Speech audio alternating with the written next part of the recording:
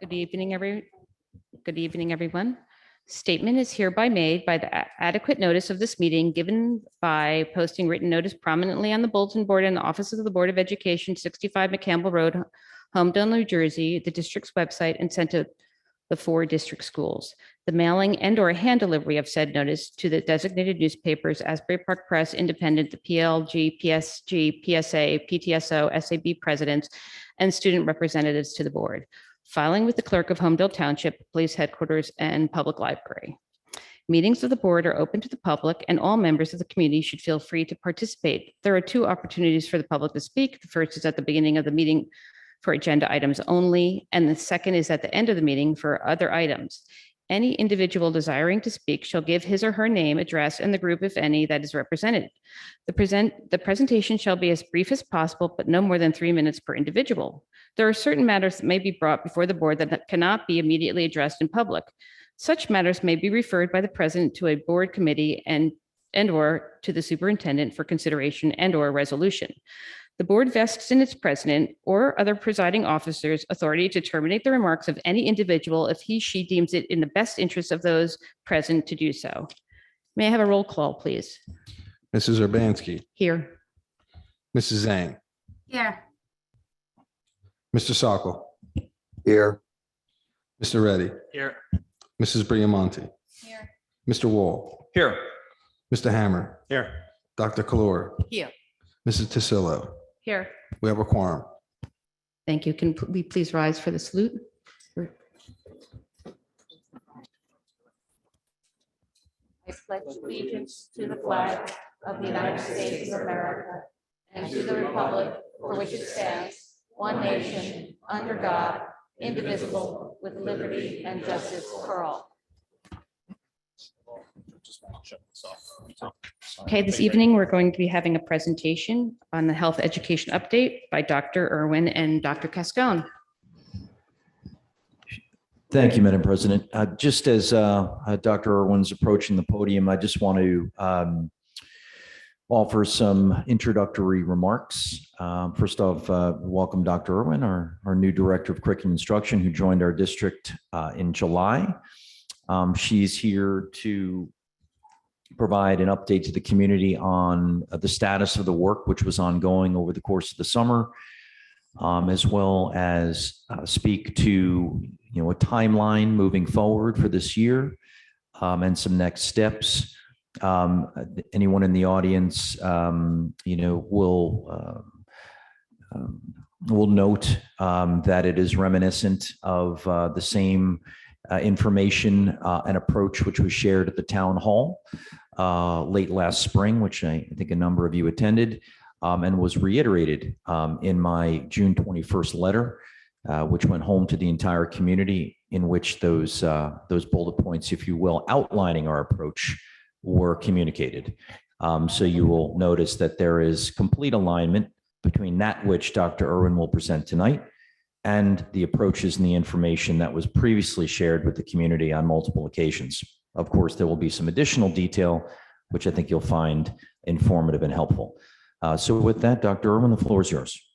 So hi, everyone. I just want to, first of all, thank you for coming out tonight. It's great to see so many faces. I say with sincerity that since joining the district in July, I've had the chance to meet a lot of staff and families, our students through their programs, and I am humbled to work and serve this district and community. Tonight, I'm going to be presenting about the 2020 health standards and our adoption of them and our processes. So we're going to do this in twofold. First, I want to just give a little bit of background information about what our standards are about. And then the second part, I want to talk about our processes for adopting the curriculum and everything that comes here thereafter. So in 2020, the New Jersey State Board of Education adopted the revised comprehensive health and physical education standards from the New Jersey Learning Standards.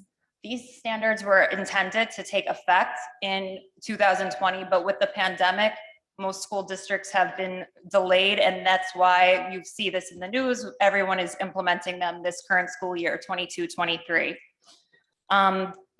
So this summer, our district curriculum, underwent a lot of revisions, and we are expected to reflect the implementation of the new standards come this September. Our health curriculum was reflected with this adoption, and these documents are currently being reviewed with the intention of being adopted next month at the September board meeting. So first, I want to just speak a little bit about the curriculum itself so that you have some context to it. So the New Jersey Learning Standards for Comprehensive Health and Physical Education are organized into 4 grade level bands. The first one being by the end of 2nd grade, so K to 2. The second one being by the end of 5th grade, so 3 to 5. The next one being by the end of 8th grade, so 6 to 8. And the final one being by the end of 12th grade, so 9 to 12. So therefore, the expectations will read like by the end of 2nd grade, students should be able to, by the end of 5th grade, students should be able to. So that means that the standard and the performance expectation can be addressed as long as you hit it by the end of the grade band. So in grades K to 12, there are 3 core standards that are further divided into 13 disciplinary components. These concepts are then further divided into performance expectations. So the first standard is 2.1, which is personal and mental health. The second standard is 2.2, which is physical wellness. The third standard is 2.3, which is safety. So I know there's a lot of nomenclature that this is a sex ed curriculum, and while that is one part of it, the 13 concepts are broad and they address many of the previous concepts such as nutrition, lifelong fitness. So I just want to speak a little bit briefly about what concepts are underneath each standard.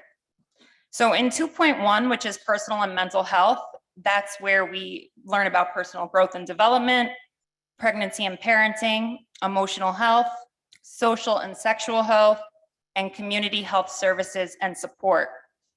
In standard 2, which is physical wellness, the topics addressed include movement skills and concepts, physical fitness, and lifelong fitness. And then in standard 2.3, which is safety, we talk about personal safety, health conditions, diseases and medicines, alcohol, tobacco, and other drugs, and dependency, substances disorder, and treatment. So while most of the content in the 2020 standards is the same as the previous implementation of the last iteration of standards in 2014, some of the content is brand new. So I want to just highlight what the new topics are broadly. Generally, this includes performance expectations that are related to boundaries and consent, performance expectations related to sexual health services and those applicable laws, and then finally, performance expectations related to sexual orientation and gender identity. So now that we just did a little bit framing of big picture of where we are with the curriculum and what it entails, I want to talk about the processes that we're using here at Homedale and how we're being really thoughtful about how we're rolling this out. So first, the curriculum writing itself. So this was not a single effort. This was the coming of minds. So I just want to, for any of the teachers here, health teachers that helped participate in curriculum writing, first of all, thank you. So along with our own physical health and education staff members, our supervisor of health education, Mike, wherever he is, thank you. And myself, what we're doing right now is we did the work of aligning what was previously in the existing standards with what's in the new standards. And furthermore, identifying appropriate resources that are age appropriate for the standards as they are laid out, which we will directly link in the curriculum itself. So these guides are currently under review. Everything is written right now, and we're really just processing everything with a fine-tooth comb and making sure that we have a robust curriculum with linked resources. So what does that all mean? So because the standards are banded, like I said, K to 2, 3 to 5, 6 to 8, 9 to 12, we were really careful and used discretion in determining when standards would be addressed within each band. Like, as I said before, as long as it's touched upon within the band, you don't need to do it every single year. So for example, I just want to give an example so you can understand what I'm talking about. The performance expectation differentiate between sexual orientation and gender identity falls within one of the 3 to 5 standards band. Just thinking about the maturity of students, that would not be addressed until 5th grade. So when I say we use discretion, we're just unwinding the standards back and putting them at the grade levels where it's most appropriate. In terms of our implementation, much of the controversy with the new standards is primarily centered around the concept social and sexual health. Historically, our schools have always addressed sexual education in the later half of the year, and we will continue to do so. Social and sexual health will not be addressed until the 2nd semester, no earlier than February. And this just allows us time to collaborate with our health teachers in terms of there's, curriculum as you write it and then you implement it. So making sure our teachers are comfortable in delivering the material, making sure that we're holding parent workshops about what the curriculum specifically looks like at each grade level, preparing thorough communications to our families in advance of any instruction. And finally, identifying field experts for some of those new topics that we talked about, particularly around gender identity. Outreach is really important with this, and we want to make sure that families are well informed. So on October 3rd, we will be holding a parent workshop to present our curriculum in greater detail so that students are well informed of the topics that their children will learn about at each grade level. We truly want parents to make an informed decision about their child's elective participation in some of these topics. So prior to winter break, we will be sending it home to families about when they can expect specific dates of when topics would be addressed. This will provide parents, we want to give them at least a month buffer so that they have time to review materials, look at the lessons in depth, have a discussion with their child, and figure out if this is something that they would like their child to participate in, and also assess their own level of comfort in their child's participation. With our communication, we intend to send an opt-out letter letting families know that this is when it's happening. If you don't want your child to participate, simply provide consent, and we're happy to make accommodations for students not participating. Finally, there's just some wording, opt-in, opt-out, what's the difference? So I just wanted to take a moment also to clarify the procedures we're going to use in the district in determining the difference between opt-in and opt-out. So like I said before, we've taught sexual education in the past. I'm sure many of us remember learning about it when we were in school ourselves. The district has previously used an opt-out when we're talking about sexual education with topics such as puberty, pregnancy and contraception, and personal hygiene. So for those lessons, we're going to continue to employ an opt-out model. When we talk about opt-out, we're talking about lessons that are taught by our health and physical education teachers, whether that's in the classroom or in the auditorium or another designated space. Parents would be informed of when these lessons will take place, and then we will provide them with the lesson resources, videos, links in advance so that they can preview the material and know exactly what it is we're doing with our intended objectives. Parents will notify the school in writing if they do not want their children to participate, and I just want to emphasize this is a practice that has been used in the past. Now, opt-in, when we're talking about opt-in, we're going to use opt-in to address the new topics that are brand new to the 2020 health curriculum, particularly those around gender, identity, sexual orientation. So we could think of opt-in almost as an assembly in which we intend to collaborate with vetted field experts that are experts in the field so that our students are getting information from people that have had a lot of training in how to roll out this information to younger students. Families who wish to participate and opt in are going to sign consent that they want their children to participate. So we plan to hold these assemblies in the 3rd and 4th marking periods when this naturally falls within our curriculum. And we anticipate that one class period assembly will be sufficient in addressing those topics at the grade levels in which these topics fall. And finally, just talking about resources. So to all those that participated in curriculum writing this summer, we revised it to make sure that we're not just saying like health videos, we're saying specifically, what is the video? Where is it? Here's the link. What is the lesson? Where is it? And here's the link. We want to be transparent with parents and their decision-making. So in addition to textbooks and those standard resources, we use lessons from 3rs.org, which is a national consortium of sexual education standards, as well as a plethora of other resources that are available right now to assist New Jersey schools in the rollout.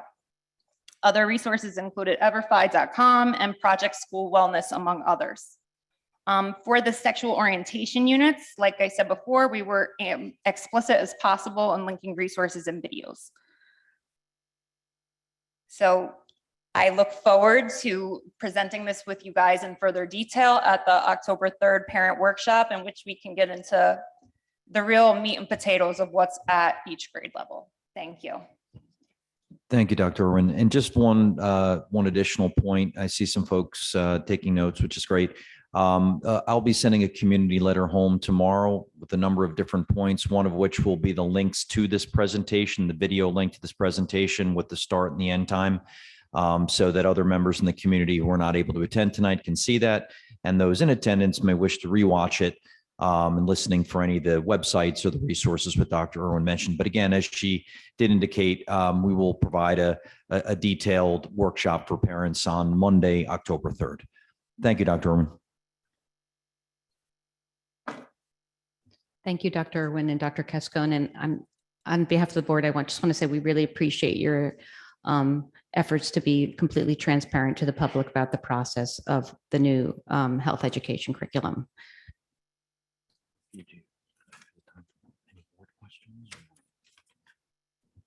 Does anyone on the board have any questions about the presentation?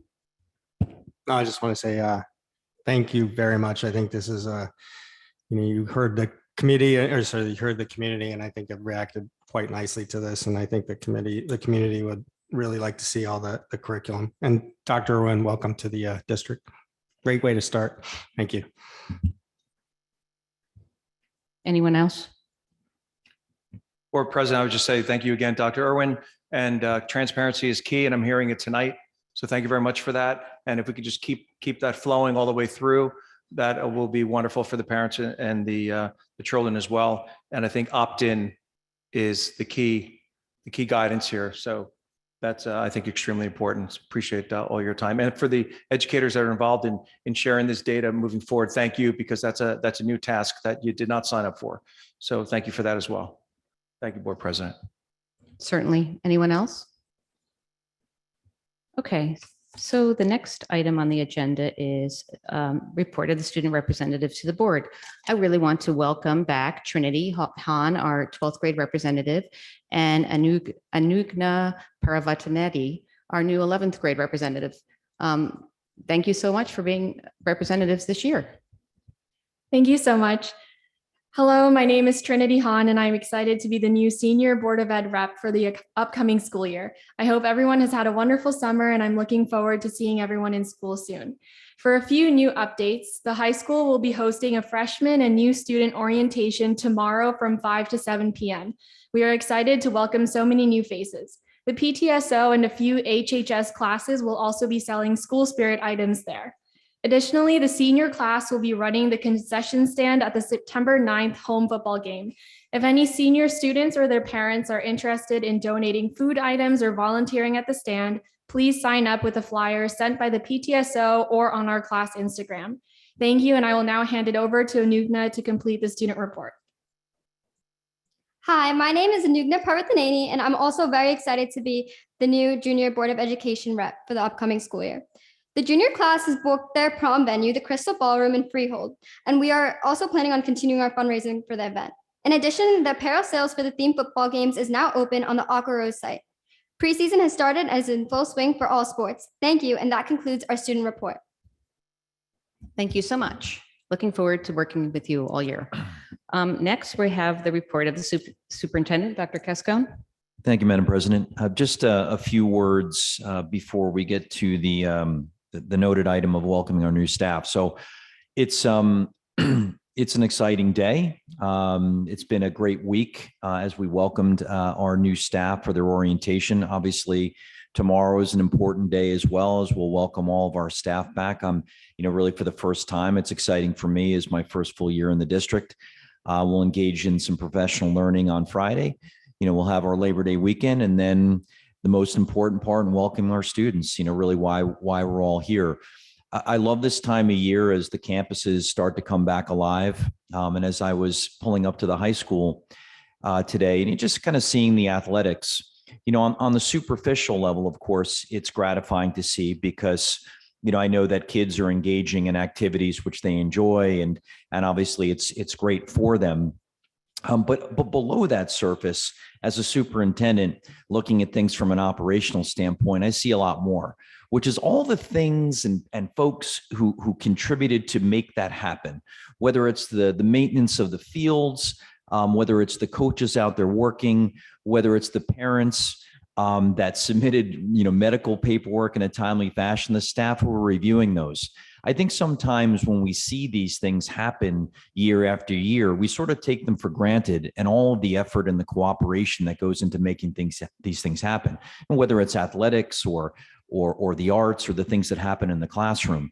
And they happen really, really well and efficiently here. And I think it speaks collectively just to the quality of this community, both our parents, our students, our staff, administration, and of course, the board that oversees it all. I would be remiss if I did not just issue a few heartfelt shout outs, if you will, to really all the staff members and all the work that happened over the course of the summer. I also never cease to be amazed after several decades in the profession of how busy the summers have become. That's really changed from when I started in the profession. We do so much more and accomplish so much more over the summer. And I think that's a function of the fact that as a public education system, the level of accountability to which we hold ourselves, our goals, our aspirations for our system and for our kids have gone up. And as such, we've come to realize that the summers are really critical times for us to get things done, right? So whether that's being our 5th consecutive summer of doing referendum projects, though the lion's share of that referendum was completed last year, due to outstanding fiscal management of that project, the board was able to fund some additional projects that were aligned with the initial question: a new turf field, flooring in the high school, and many more. And so I would ask you to join me in just really thanking all the members of our Buildings and Grounds Department, our Grounds Department, for doing an outstanding job, and give them a round of applause.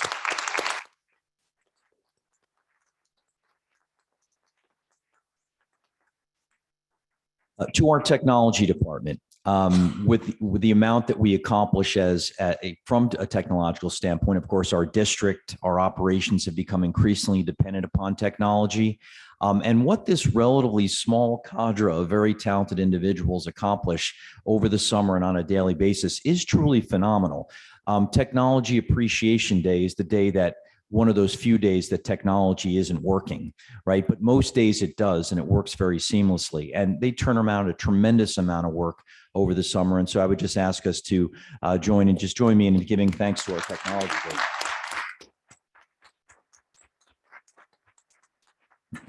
They really love attention in the spotlight, by the way. To all the staff members, I would just ask any staff members who worked over the summer, either in ESY, summer step up, curriculum writing, please just stand up. Anyone who is part of ESY, summer step up, or curriculum writing.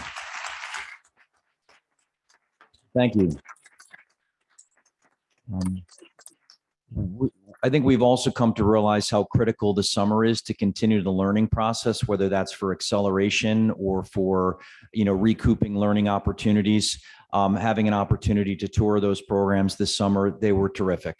The leadership, the staff, and last but not least, the students were wonderful and really accomplished quite a bit. So thank you to all of you who were in over the summer, putting in the good work.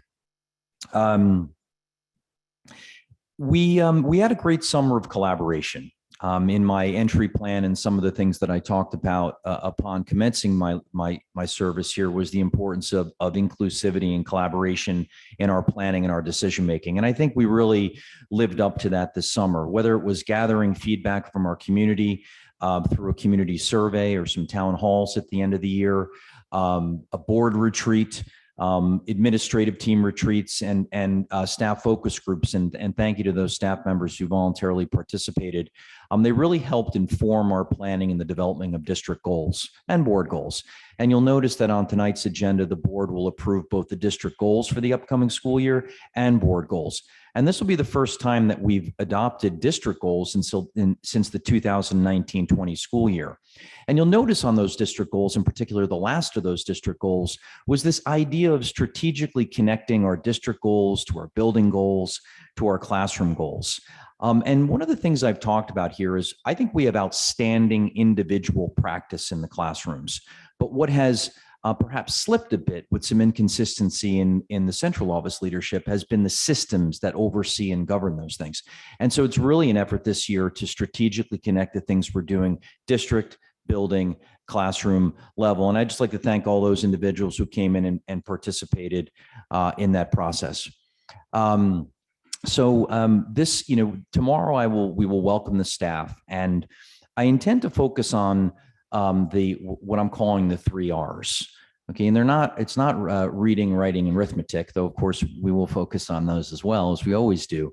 And you're getting a little sneak preview, folks. But it's rejuvenation, reflection, and relationships, which contribute to results. And I'm encouraging in my letter, which I sent home to the community, for all of us to really focus on those things.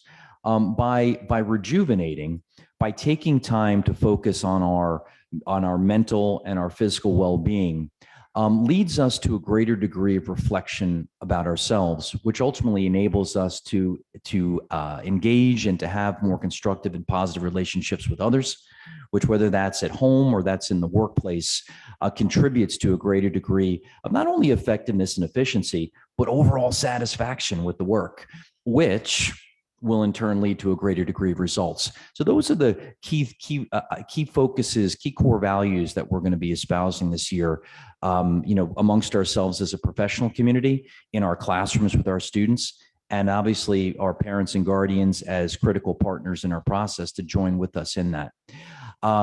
So with that, tonight is a very special evening. I would argue, and we have our new faculty here, and thank you for joining us. I know it's been a long 3 days, but tonight I would argue, is a night of initiation for our new faculty.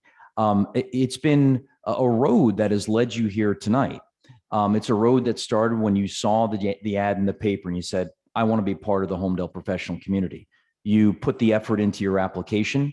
You went through multiple rounds of interviews, demonstration lessons, and now more recently, you successfully made it through 3 days of a teacher orientation. And tomorrow, you will join with your colleagues and be officially a part of this community. So this is a great occasion on which the Board of Education and the community welcome you officially to our community. And I've asked the building principals to come up to the podium to call each of the staff members by name.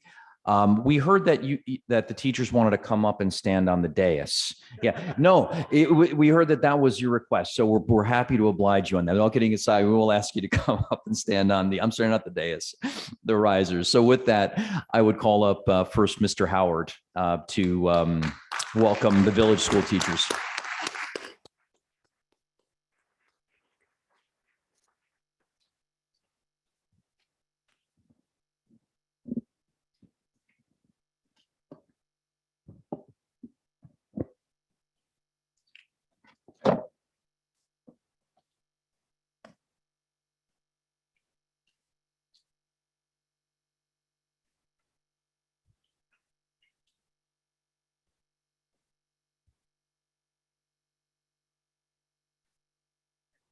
You got it. Hello. Good evening, everyone. Art Howard, principal of Village Elementary School. And I'm here to welcome our new staff to Homedale. And there's a lot of them. It's a gaggle of them. I don't think all of them are here.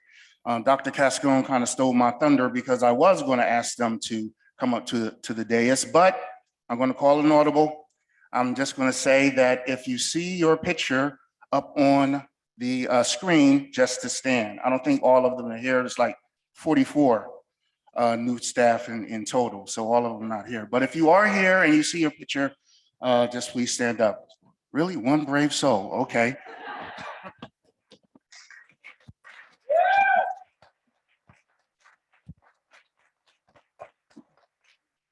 So from Village School, as you can see on the screen, we have Ann On, who's going to be an art teacher for us. Cassandra Bucci, special education. Marianne, who's music for Village and Indian Hill. Amanda Coyle, special education. Christine Crawford, special education. Nicole DeGenerio, who's also special education. Carly Glenn, who's not actually new to SAS, to Village. She was with us last year, our art teacher. Vincent Marone, clinical chair between Village and Indian Hill, and Eileen McCarthy, who's going to be a special education teacher over at Village. So a round of applause for this first group of people.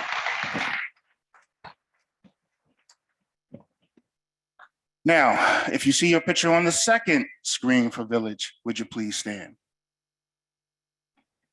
All right, that's better, 3.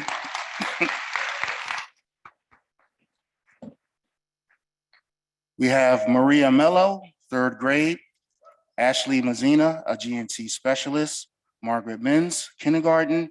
Robin Monither, who's actually not really new to Homedale, but a returning teacher here to Homedale, 1st grade. Nina Muldoon, kindergarten. Haley Reinhardt, special education. Eric Salvador, who's a social worker who shared between Village and Indian Hill. Carolyn Sparacino, 3rd grade, and Victoria Sullivan, 2nd grade. So for myself, Mr. Howard, I would like to wish everybody a great school year. Welcome to the team. And even though I didn't call them up to embarrass them, I am going to embarrass Ms. Barrett, who's back here in the back. I'm going to ask her to stand and wave to everybody. She's going to be my replacement coming September. Trisha Barrett, the new principal at Village School. Right, so welcome everybody, welcome back. It's always good to see everyone, and I'm going to turn it over right now to Ms. Vitale.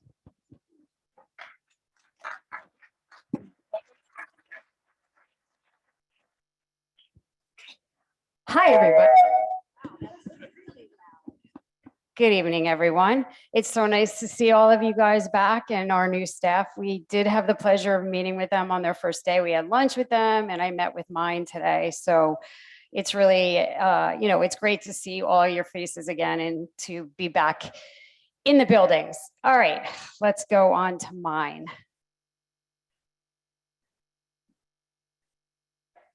Here we go. All right. If you see your face on the screen, please stand. See, now this is Indian Hill. Look what we got here. We have people showing up tonight. All right. Nice job, ladies. All right, so to start, we have John Blaze. He is going to be teaching special education for 4th, 5th, and 6th grade. Anne-Marie Brown will be doing 4th grade special education. Jennifer Garcia is a TLR for us for Spanish. Victoria Hudson is our 4th grade literacy. Marissa Kane is one of our math interventionists. Kimberly Lonnie is doing 4th and 5th grade math and science. Angelica Macario, she is a 6th grade TLR for Kaylin De Silva, who's out on maternity leave. Jessica Marath is 5th grade math. Stephanie Moriarty, she was literally just hired probably, I don't even know, less than a week ago, but she will be doing special education. And Gina Perricone is going to be doing 4th and 5th grade science. So congratulations to all of you. We're so happy to have you.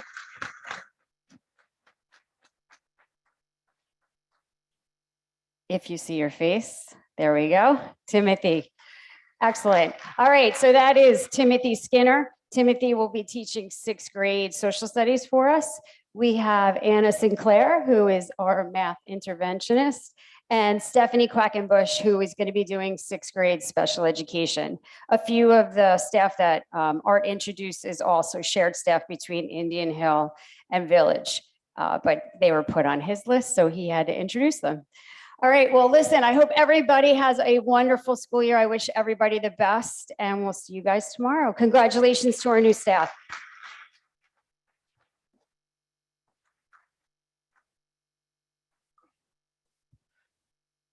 Good evening, everybody. My name is Bill Lochran. I'm the principal here at the William R. Satz Middle School, and it's my pleasure to introduce the new staff members at the William R. Satz School. I think we have 4 here tonight. Would you all please stand at this time?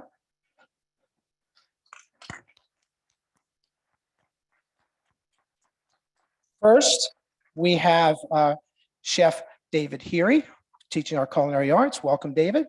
Congratulations. We have Betty Borlikas, who's going to be working with special ed science and English. Congratulations.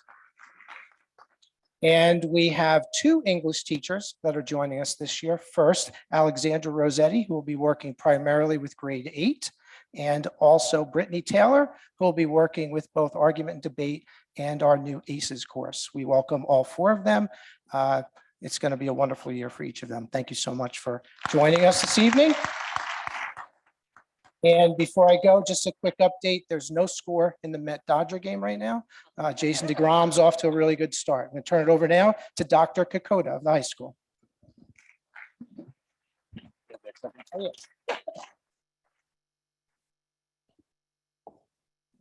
All right, thank you, Mr. Lochran. Good evening, everyone. My name is Matt Kukoda, and I'm honored to serve as the principal of Homedale High School. We tend to do things a little bit differently around these parts, so I'll actually call your name and ask you to stand at that point. So first, Mr. James DiLorenzo. Mr. DiLorenzo, if you don't mind standing. Mr. DiLorenzo, social worker. Mr. DiLorenzo will actually, they tell me we have to share him across the district, but I'm going to try and hold on to him as long as I can. So congratulations, sir. Welcome. Mrs. Dana Gindi. Mrs. Gindi, congratulations. Mrs. Gindi will be teaching English, and she's also special ed certified, so we're going to use her versatility to our advantage. Welcome, Mrs. Gindi. Mrs. Kraus, Mrs. Robin Kraus, congratulations, Mrs. Kraus. Ms. Kraus will be teaching special education for us, and on behalf of all of Homedale High School, as a Marine who finished her term of service, we thank you for your service, so thank you. Mr. Portaro. Congratulations, Andrew. Mr. Portaro will be serving as a temporary leave replacement in our special education department. We bonded over our love for analytics. So welcome aboard, sir. As you can see, also we'll be joined by Michelle Kalina. She'll be teaching art for us this year. Ms. Jordan is a temporary leave replacement school counselor for Mrs. Marasco. Mr. Oxley will be serving in our health and physical education department. Ms. Plascon will be serving in our special ed department, and Ms. Venturelli will be teaching math for us. So that's our new team. Welcome aboard and congratulations.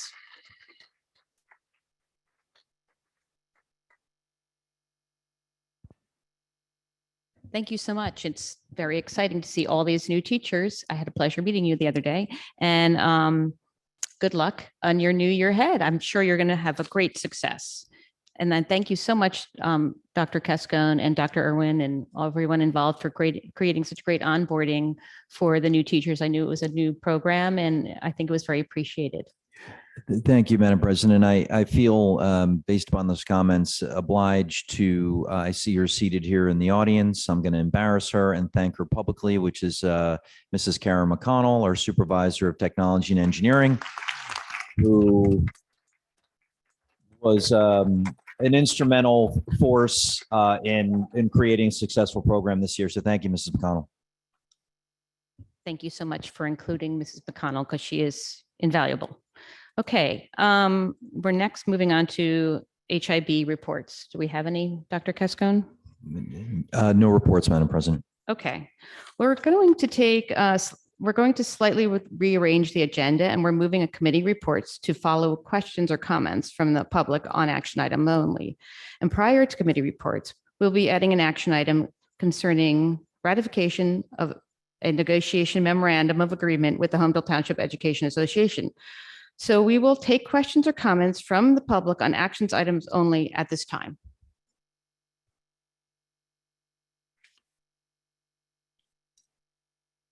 Seeing none.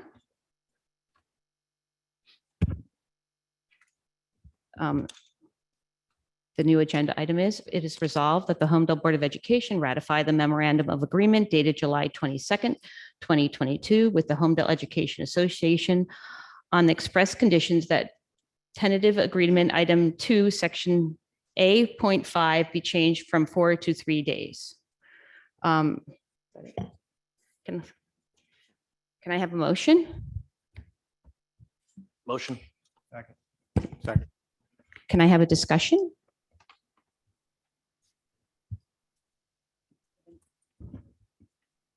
I'm doing something wrong here. Yeah, I'll say something, Elizabeth. Well, Okay. I'm sorry, Pete, just for Go, Mike. clarification. Elizabeth, so what you're saying here is this is the MOA plus this one element that we've added in the last couple of weeks. It's Yes, the you're rest of correct, the Mike. Yes. Okay. Sorry, Pete, go ahead. No, I was just going to say, I've been on the board for about the last 10 years, and the negotiations and the contract is never easy. I've served 3 times on the committee for the contract negotiations, and it's hard because obviously the 9 people up here represent the taxpayers, but they also represent the students and also represent you guys, the teachers. So it's almost a fine line where you want to balance it and get the best possible deal for the teachers, for the students, and for the taxpayers. So, and everyone has their own opinion. Everyone has different ways where what they think is right is wrong. But I just wanted to say that because it takes, we spent hours upon hours upon hours with the entire board discussing this, and everyone has valid reasons, valid points. So, I'm happy we're taking it to a vote because, you guys are the ones that teach our kids. The majority of us up here have kids in the schools, and you've taught almost all of them, depending what schools they're in. So I just want to say that just so this is definitely not a vote that's easy, and it's not a vote that was just quickly decided tonight or a few hours ago. So thank you. Thanks, Pete. Would anyone else like to contribute? No? Okay. Well, I'd like to say that I do think that both sides really made a great effort to come to a conclusion. And I do want to say that I do have some questions because with the, new incoming new board members this year and next year, committing to such a long contract does make me have some questions about it. And I do understand what a great job the teachers have done because I'm a big supporter of the teachers, and I was so impressed with what we did over COVID and how you came in, and it was just an exceptional job. But we have to remember that we also are answerable to the taxpayers in the town also. So I just wanted to include that. Does anyone else want to say anything? Could I say a quick thing? Sure, please do. Thank you. Doing negotiations is the most thankless job the school board member has because they rarely are ever going to make everyone happy. And that's understandable. But what I wanted to make sure that I got this out was I wanted to offer my appreciation and thanks to Joe and Pete and Sarika for their involvement in this process, for their input, for those moments where they stepped in for me when my health was just not cooperating. And that made the process better because it wasn't driven by one person. It was driven by a collective of the members of this committee. And I think that created a much more balanced contract than we may have seen in the past. And I'm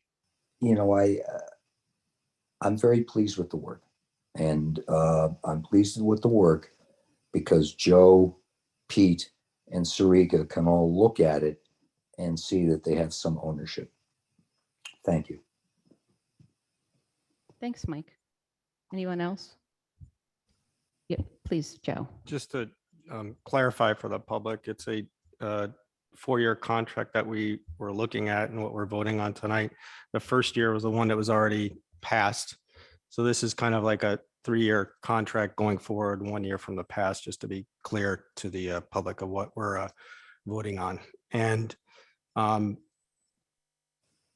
think it is coming in slightly below the county average. So, we're looking to kind of, I think, be fiscally prudent. I think it's a good contract. It does give them, the teachers, I think, a nice raise for some of the hard work that they've done in the past and what they'll be doing going forward here.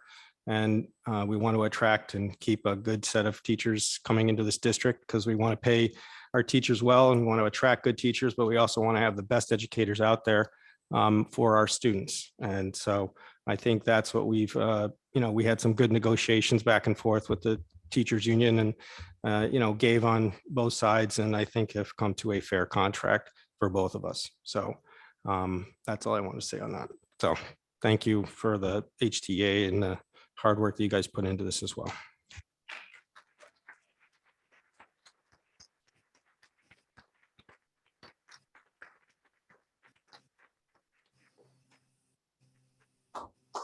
Okay, any other members of the board like to speak? I'm seeing if Linda wanted to speak.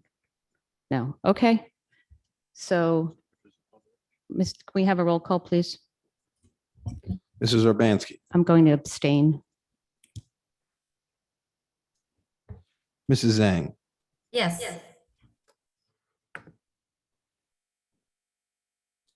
Mr. Sokol, Yes.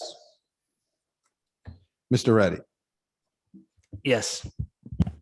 Mrs. Briamonte, No, and to that point, I just want to add that we are in unprecedented economic times right now, and the committee did not have a complete financial outlook to make what I'd consider a financially responsible decision. Right now, we're looking at healthcare costs going up 15 to 24% and locking into a very long contract. So for those reasons, I am voting no. I do have to also consider the taxpayer in this decision. Mr. Wall, I'll make just a brief comment and then I'll vote as following on Board Member Briamonte. What the taxpayers are looking for, and the voters and the teachers as well, we're looking for stable taxes in town, also small class sizes as well.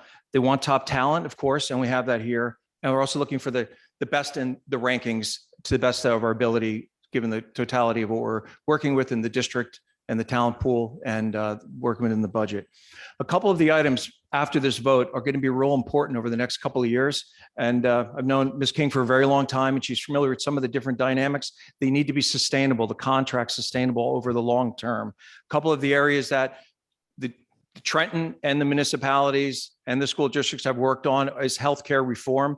Folks are familiar with the reform laws, so I won't belabor that point, but that's real challenging as far as how the trend works. And folks who know how the law works, how that trend is born, that trend now goes on the taxpayers. Your contributions are percentage of salary now. So moving forward, we want to really be careful about how we're hitting cap bank, how we're moving on to the reserves that we hold in the district, particularly with transportation costs and fuel costs and things of that nature.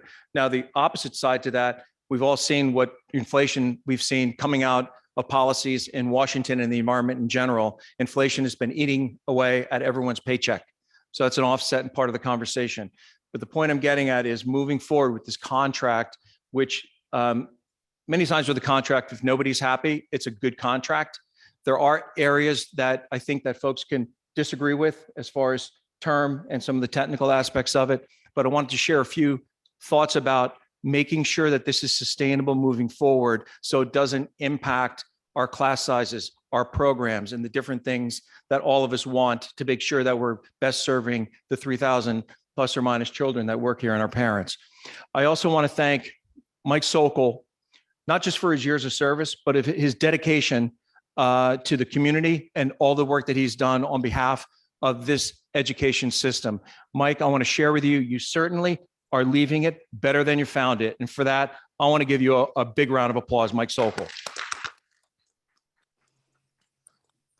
And so with those cautionary notes, I want to thank the educators for all that you do and the support staff, the IT folks, and the buildings and grounds folks. It's all part of a big team, and the new superintendent, Dr. Cascone. And Ms. King, I think you know it's heartfelt when I talk about the history that you've had in this district and the work that the teachers could do collaborating with the district and the board. And I'll be voting yes tonight. Yeah.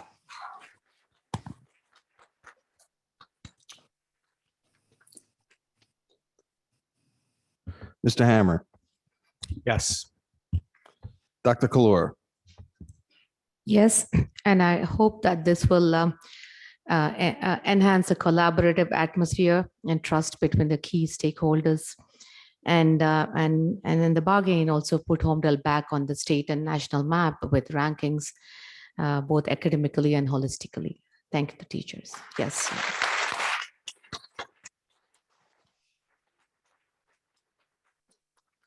Mrs. Tasillo, For the first time in a long time, in my memory, just as a parent, we're actually going to have a 3-year contract in place. So great job on everyone's side. My vote is yes.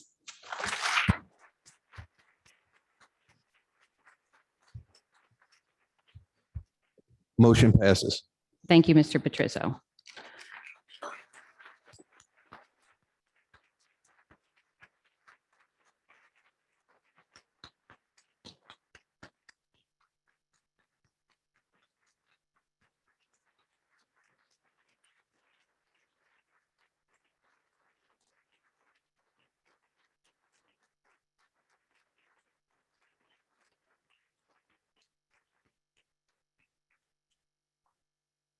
Thank you so much.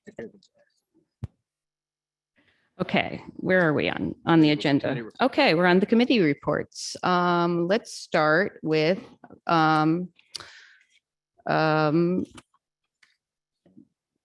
C&I. There, thank you. Mr. Reddy. All right. I don't know how I can top that, but congratulations. I think this is good. Good start to the new school year. Now we can focus on what's important, which is the students and the education of educating these kids in town. We had a curriculum instruction meeting on August 22nd. There's 14 items that are recommendation for the superintendent. Some highlights at the typical out-of-district travel personnel. Curriculum writing, we added 2 more curriculum writers. 2 staff members presenting on Power School and Genesis to the new teachers during orientation, and most of them just left, but that's okay. They only got 1 more day of freedom. Approval of student internships and locations for the school year, which is pretty cool. I mean, obviously there's so many internships out there in Homedale, Freehold, Morganville. So really thanks to those businesses and local that are giving our kids an opportunity to get these internships, you know, which they don't have to do. So I think it's very, very nice of them.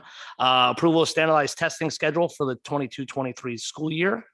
No substantive changes to the prior years. However, the full NJ GPA has been waived at the state level, which we've discussed the last few months. Approval of student teacher clinical practice observations and field experiences through Keene University. Approval of adoption of textbooks, supplemental resources, and books for this next school year. The committee discussed the approval of student code of conduct. The highlight there, changes will be reflected regarding dress code at all 4 schools, which denotes decision-making being left to the administration, as well as the elimination of language regarding lengths of inseams, necklines, et cetera. I think that's good, letting the local leaders take care of that. Approval of school parental involvement policies and PTA student compacts. We got a few donations, one for the SAT school for the Mindful Garden. So kudos to that and thank you. Donation from the HCAA for a trip for the students in the National Dance Honor Society. In special services, we had 11 items we discussed. Some highlights, approval of student placements, approval of consultants for professional development for this year's school year. What else is up there? Approval of the contract between Edison Board of Ed of different kids that moving out to the district. Approval of accurate language services for the 2022-23 school year. And then we had 4 items of new business. The first one we've talked about, I've sat on this board, like I said, for a bunch of years, and I don't have kids in wrestling, but I know, the coach is in SATs routinely. That SAT school forfeits matches because they don't have enough kids. So for years, a lot of the wrestling community have come to these meetings asking if we could have sixth graders possibly wrestle on the 7th, 8th grade team. So thank you to the AD in discussing this with the committee. A lot of other schools do it, and it really provides an opportunity for sixth graders to help out the 7th, 8th graders. So if there's an opening, they can do it. And it's really the only sport where we actually win a match, but we forfeit and lose. So if I'm the wrestling coach, I wouldn't be very happy. If I'm those kids, I wouldn't be very happy. So very glad as sitting here. Like the one thing sitting here for all these years, I hate when we see things and we keep hearing about it and we don't get it done. So this one's been on here for years. So I'm very happy to see like we're gonna make a positive change for kids down the road. For none of the board members up here have kids in wrestling, or maybe Terrence's kid could wrestle down, in SATs. At least gives a sixth grader a chance to do it. So apologies to those families that have waited for years for it to happen. So I'm glad to see, they had a long discussion on it, and it may come to fruition. There was an item on lesson plan procedures. Dr. Cascone informed the committee of the lesson plan focus group that occurred earlier this month. Teachers will be sharing daily evidence of planning with supervisor administrators. Lesson plans must include required components as identified by the Office of Curriculum Instruction in partnership with the lesson planning subcommittee. And as Dr. Irwin talked about, we had a long discussion on the health curriculum. Writing and check-in, which is obviously an ongoing thing, an ongoing discussion. And the last two items, we reviewed the 2022-23 board goals and then the 2022-23 district goals. Next meeting will be later this month, September 19th. Any questions? And again, thank you and congratulations to the new teachers. And for me, this is my favorite meeting of the year, besides the end of the year. It's sort of like a renewed start over, start fresh. I don't think the kids probably share my thing because they got to go back to school in a couple of days, but be good to have them out of the house. Any questions? Yeah. So was there any talk recently about the learning loss? We know that the kids have really struggled through 2 years of learning loss, and we're expecting the state reports to come out very soon. I know we ran some summer programs. I was curious what the success was of that, and if there is an approach going forward about the learning loss that the kids had endured during that time. Yeah. And Dr. Irwin, if I leave anything out, feel free to approach the podium. And I'll ask you to make note of that one point with regard to, measurement of the efficacy of the summer programs. But we are intending to present at our first of 4 student achievement updates at the September board meeting. We are now in receipt of the unembargoed NJSLA reports, which I know that Dr. Irwin has been pouring through and analyzing. 1 day ago. Okay. So we will be prepared to bring some data to the committee and some analysis at the September committee meeting, and then present to the full community in September.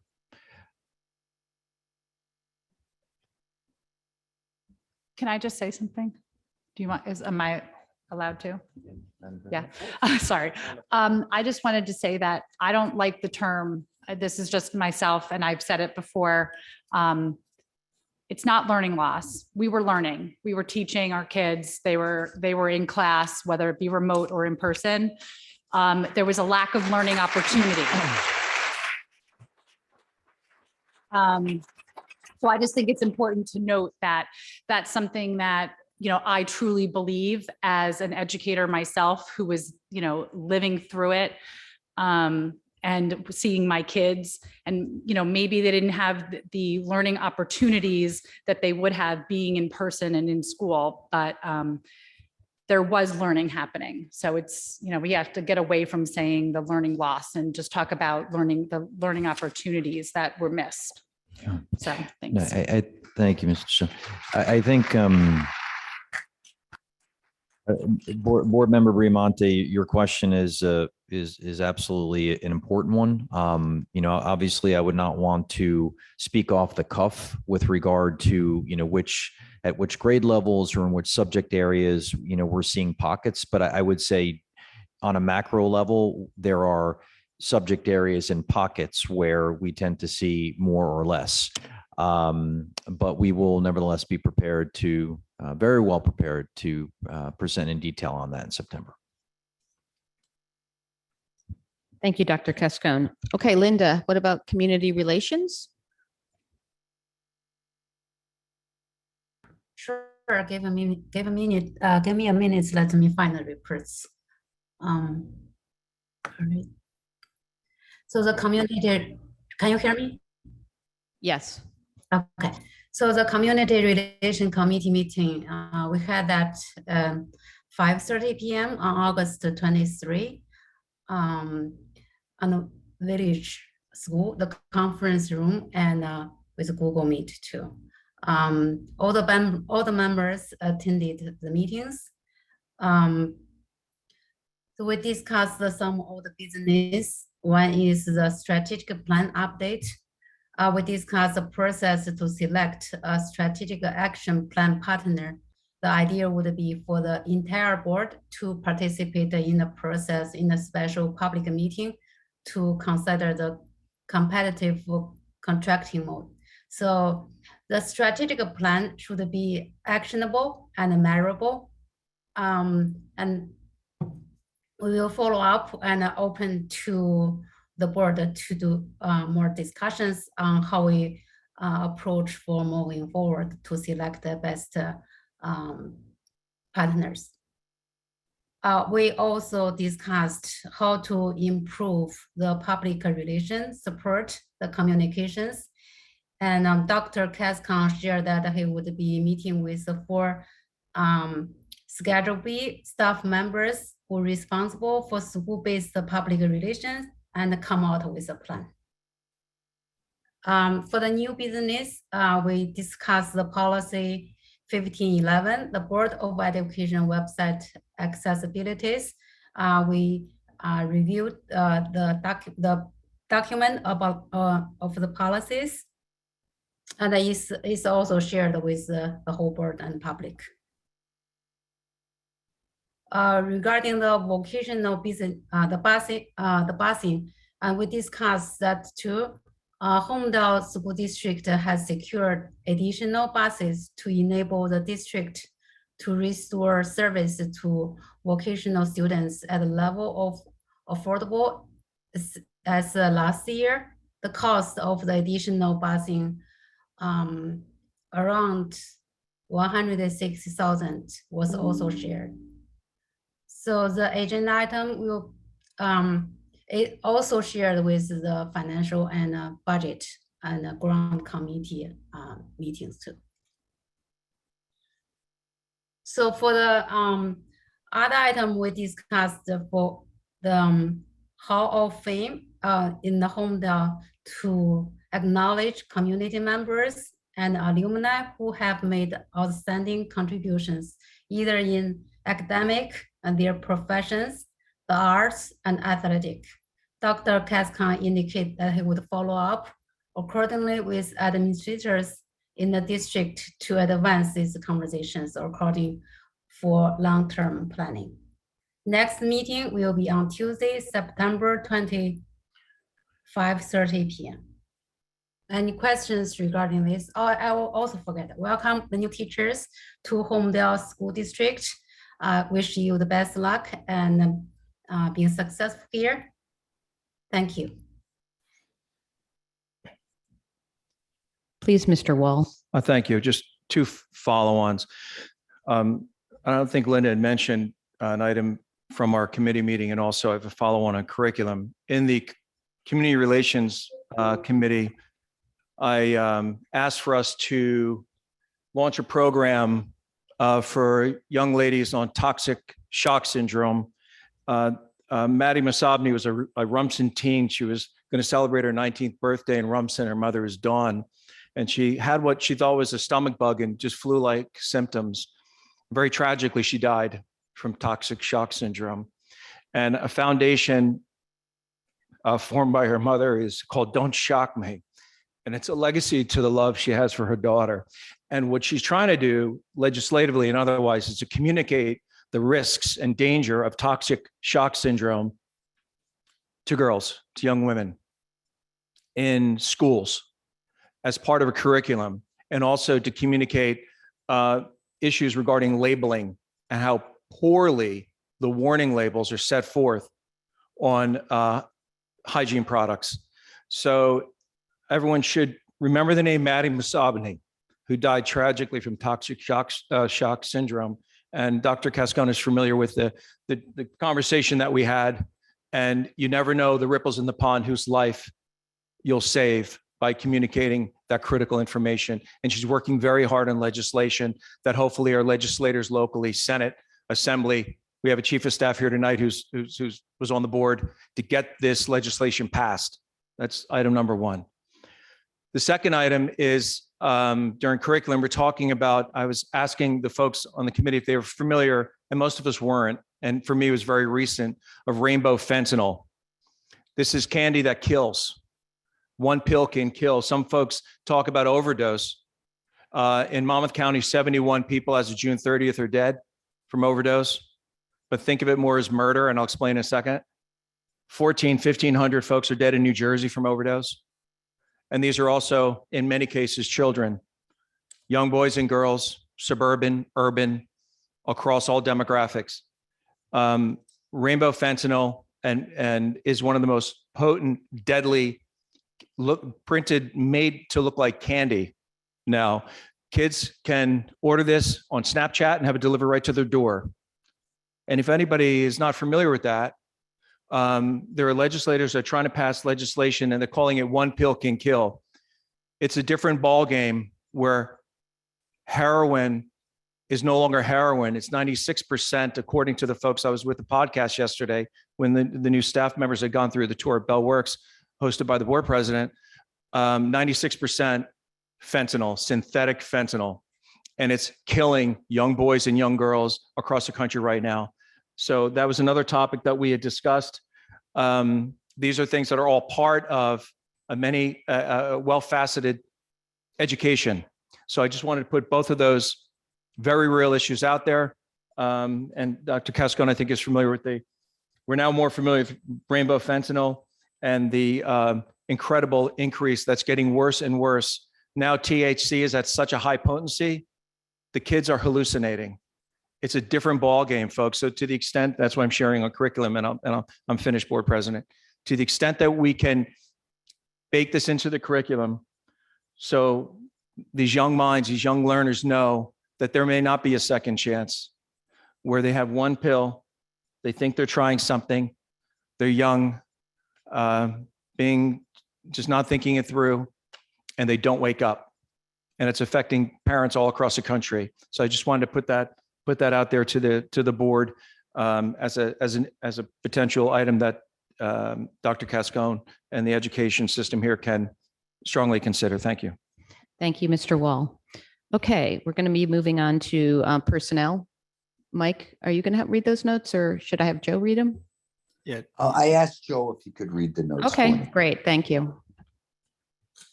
So the Personnel Committee met on August 24th, virtually at 5:30. On that, we discussed the various different board agenda items that are on the agenda tonight.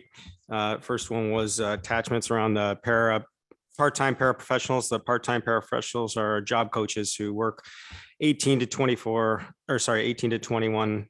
stars program. We also discussed the amended hours for the paraprofessionals, which were amended to pursuant to IEP changes and requirements. Changes in the assignment and leave assignments and locations, as well as extra levels of staffing. All recommended extra assignments were reviewed by Dr. Irwin and Dr. Castone with the supervisors and principals. Some were removed after further discussion. The remaining additional assignments are necessary to either offer elective programming at the middle school, world language programming at the complex, or emerge in the latter part of the year with the completion of additional annual IEP evaluation conferences and/or student enrollment transfer. We discussed the Schedule B appointments, substitute lists, dress and groom. The policies was discussed, and it's a first reading tonight. All these policies are for first reading, while none of the changes to the policy 0163 quorum appear particularly significant is worth a closer look by the board. There is a significant amount of language change in the addition around the premise of doctrine of necessity, which is invoked when a quorum of the board cannot be achieved due to a conflict of interest. Dr. Gascon and the administration will further review the amendments to the dress code policies and bring forward any recommended changes to the committee at the next meeting. We discussed the volunteers for the Eric Hines, volunteer assistant girls soccer coach, and John Polivka, volunteer assistant football coach. The committee agreed with moving the recommendation forward. Dr. Casson informed the committee that he will be reviewing the volunteer policy and guidelines with the administration. And job descriptions, Dr. Cascon shared the following information pertinent to these new job descriptions with the committee. We discussed the Peaceful School Bus Ambassador, the Child Care Enterprise Program. This is the job description associated with the additional 2 bus monitors, which were approved this year in this year's budget, and who will not only ride the school buses on a daily basis, but be deployed on school buses as needed, but also deliver bus and school-based assemblies on positive behavior and bus etiquette. The part-time music teacher enterprise program. This position operates under the auspices of the enterprise program, represents a cost savings to the district as it reduces the necessity for an additional 2 assignments for BOE music teachers to ensure that all pre-K through 3 students are receiving the required music classes. Administrative assistant for academics and operations. This new clerical job description will report directly to the newly created Assistant Superintendent for Academics and Operations. Dr. Cascon elaborated on the prospective timeline for hiring this position. Discontinued testing for unvaccinated staff as per Executive Order 302. Dr. Cascon shared with the committee that the district will be discontinuing the weekly COVID testing of unvaccinated employees pursuant to EO 302. And that's it. So any questions on that?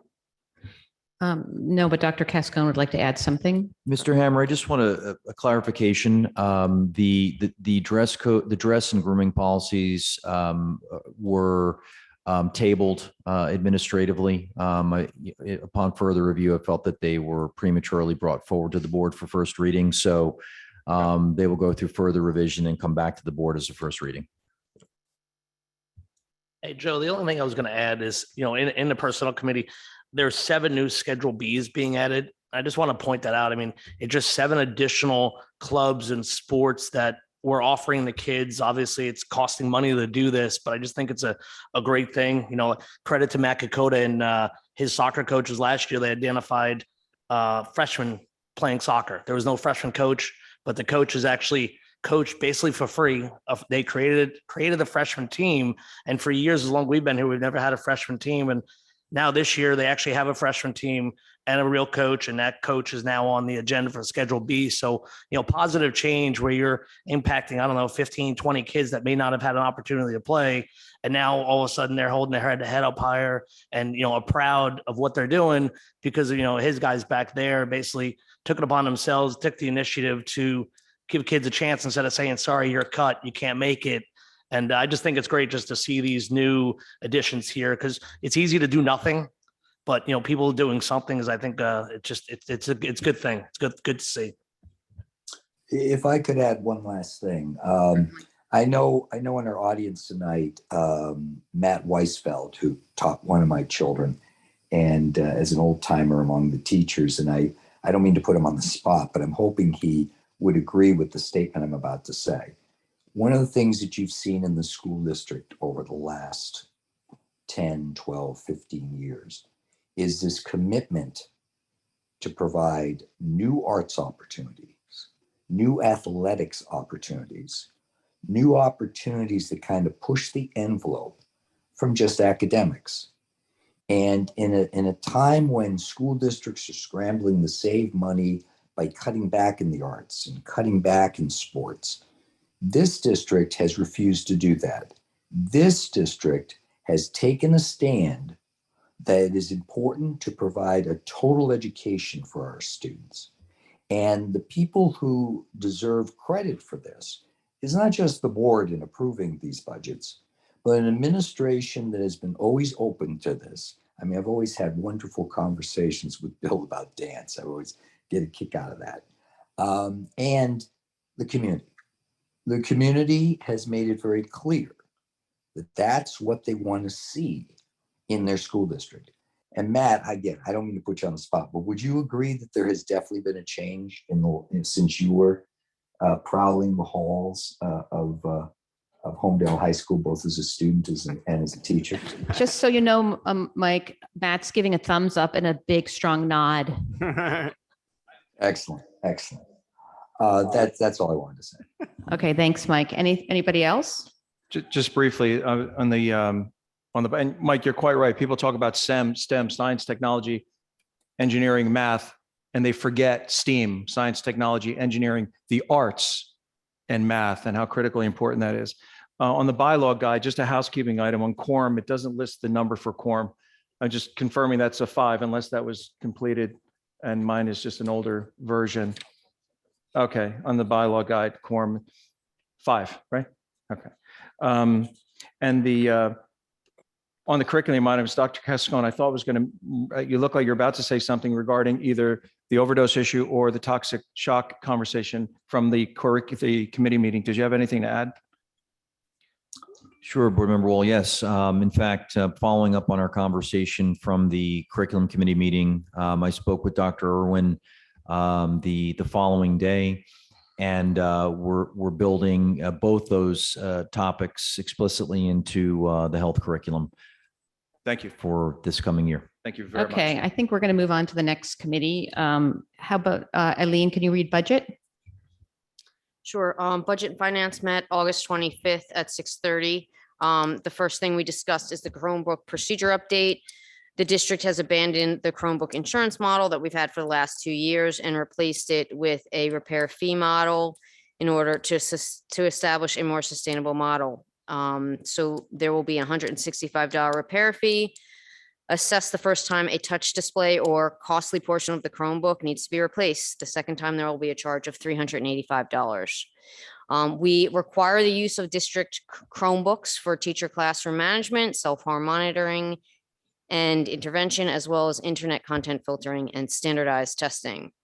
The next thing we talked about is the multi-purpose turf field update. The new field is at the required elevation. The drainage system is installed.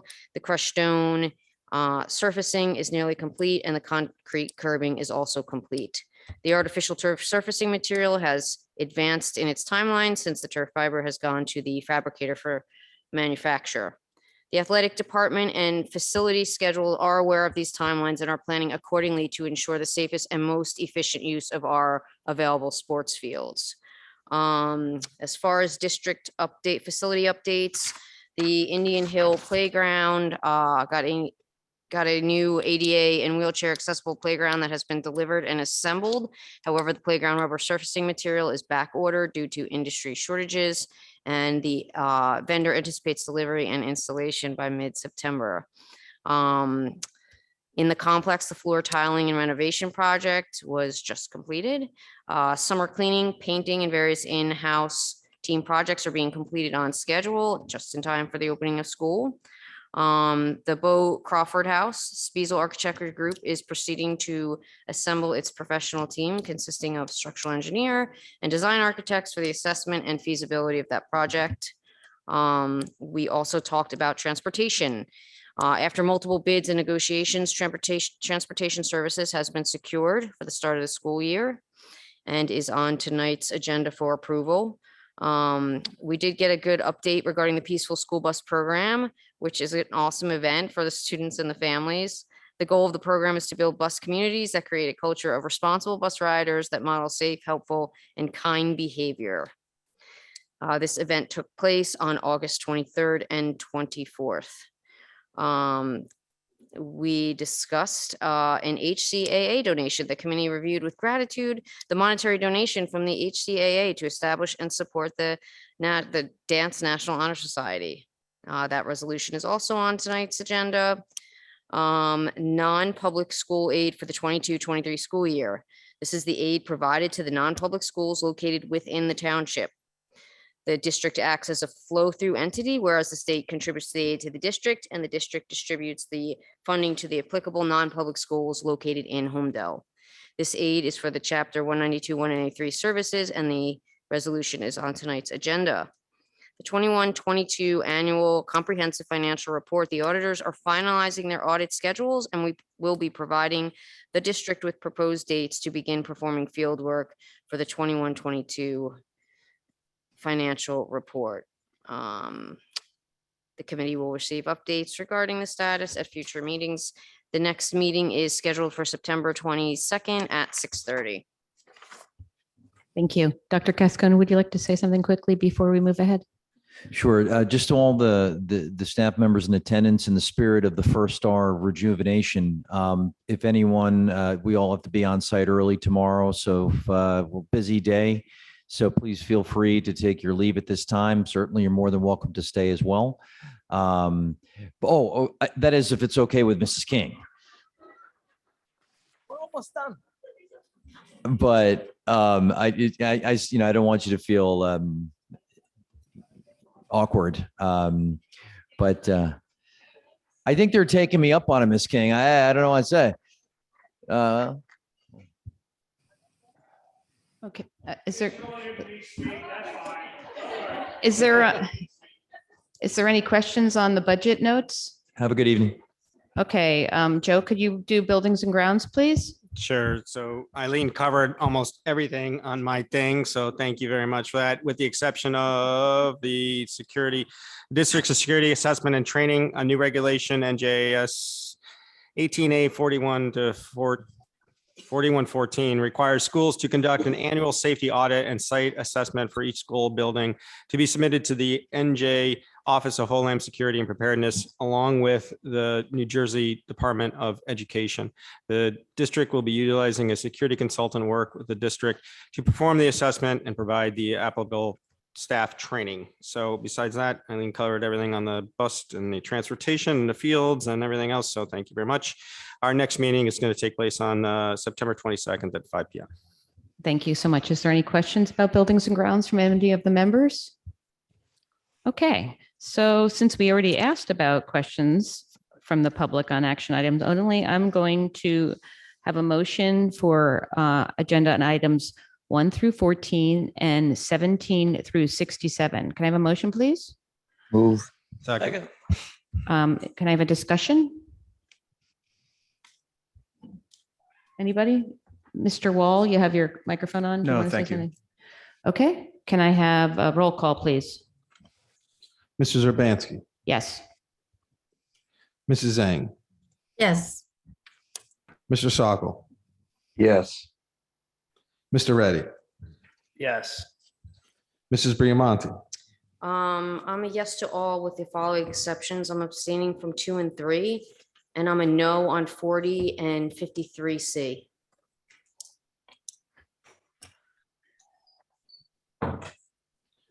Mr. Wall, Yes. Mr. Hammer, Yes. Dr. Kalora, Yes. Mrs. Tasillo, Yes. motion passes. Thank you. Dr. Kalora, can you please read agenda item 15?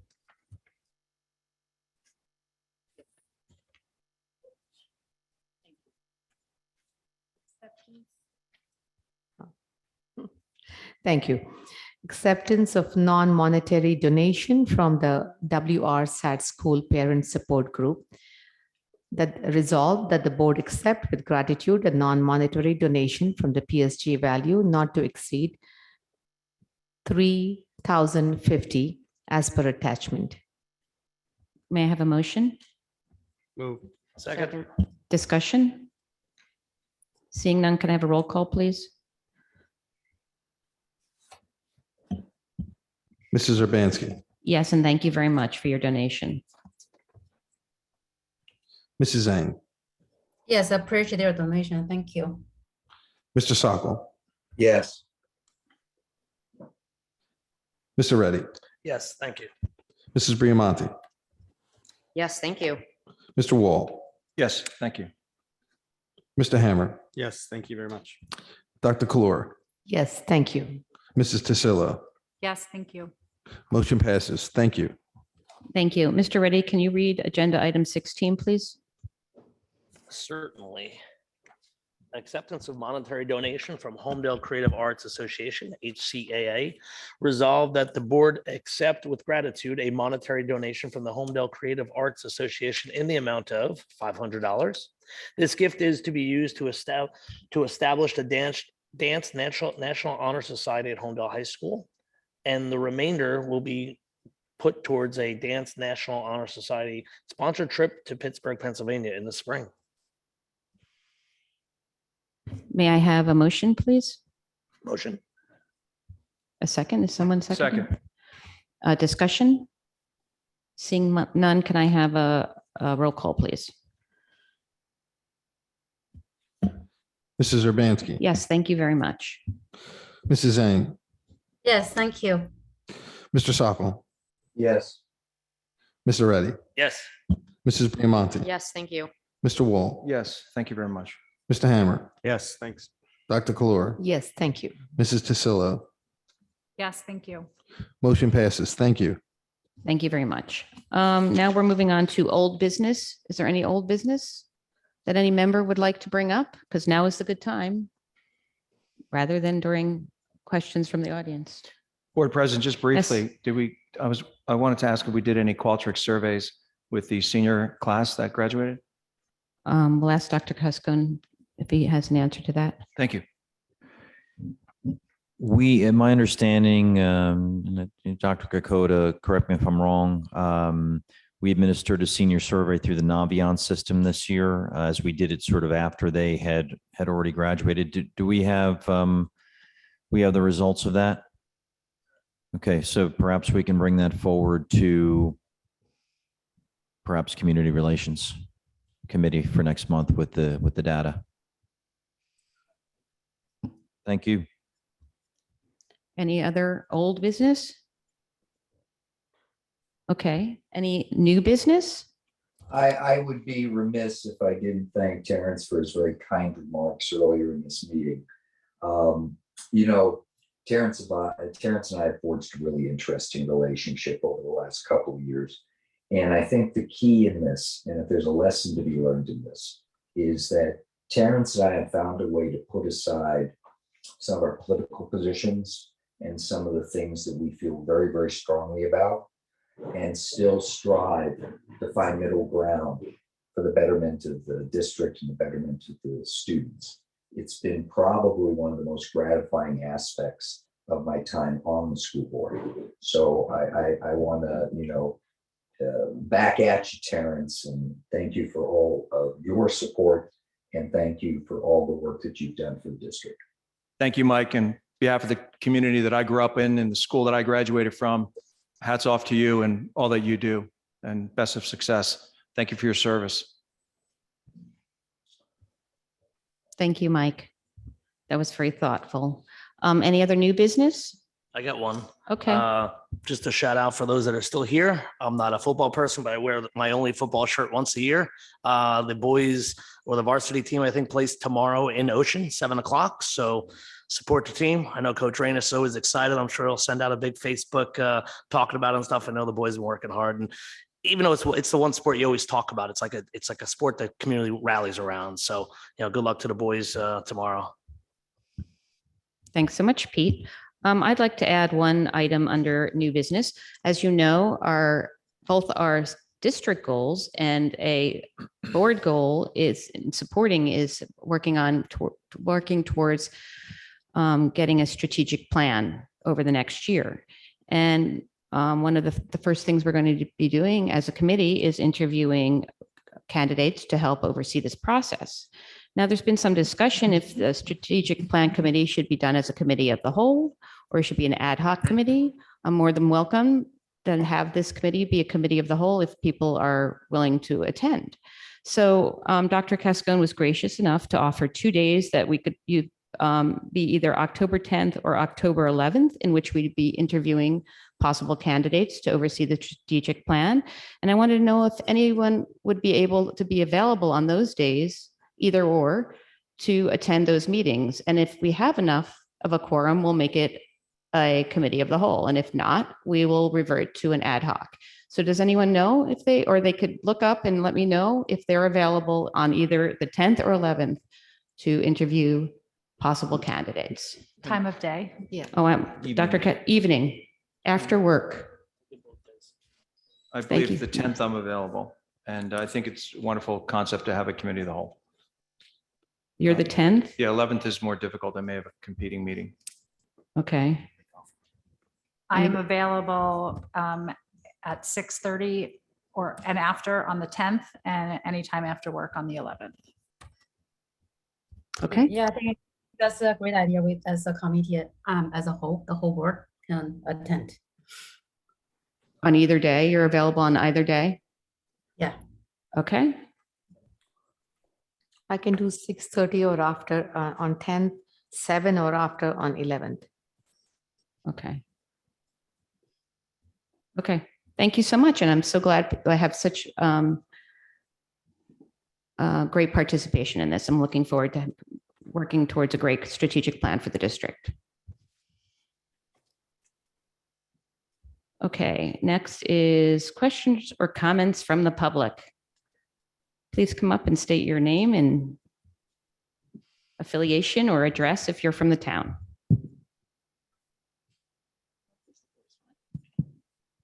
Good evening, everyone. My name is Denise King, and I'm president of Homedale Township Education Association. I just want to say thank you to the members. First, Mike Sockel, who was instrumental in bringing forth the board's concerns. Him and the team definitely pushed hard to get, the balance between the two parties. One of the things I do want to say is that in my professional career in Homedale, this was actually the most collegial and professional relationship we've ever had. We were able to solve a contract without bringing in an outside party. And I think that's huge.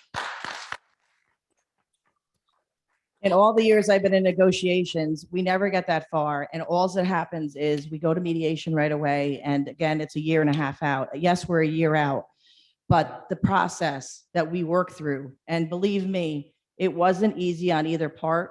There were things that you wanted and there were things that we wanted. And in the forefront, your team kept fiscal responsibility in their minds at all times. They continually talked about the taxpayer and their obligation to the taxpayer. And to be fair, the settlements we came up with aren't even county average. There are so many other locals that are settling for a lot higher than Homedale.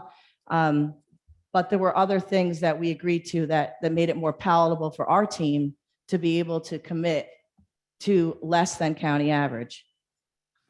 And I want to say, thank you, Mike. You and I, as you said with Terrence, but you and I have had different opinions over the years. But without you and your leadership for this team, I don't necessarily think we'd been able to move it the way we did. And Pete and Joe and I, we've all negotiated before. So Sarika, thank you as a new person on the team. I definitely know it was great to work with people who've negotiated before, because that makes all the difference when we sit at the table. They know back and forth, what a normal negotiations process looks like. And it was a healthy process. I just want everybody to understand it was a healthy process. No, as usual, one side's not happy, the other side's not happy, then it's a good deal, right? I mean, both sides, that's really what it is in negotiations. So I want to thank all of you and for the board members who supported this, even though I know there were a lot of questions going forward and there were many concerns brought forth.